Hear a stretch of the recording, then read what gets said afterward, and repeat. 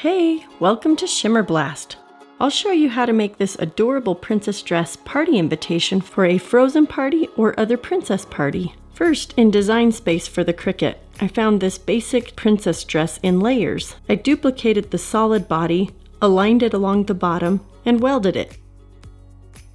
I created a pattern similar to Elsa's dress and used the slice tool to cut that out of a single solid dress. I did the same to the top layer. There's your different layers. Choose whatever color of cardstock you want. Send that to the Cricut to cut it out. I used cardstock from a blue multi-pack and white for the base. I happened to have a can of glitter spray paint, so I added that to the top dress layer. Decide how you want to assemble the layers, with glue dots, tape, or a glue stick. Hit the like button if you love Frozen.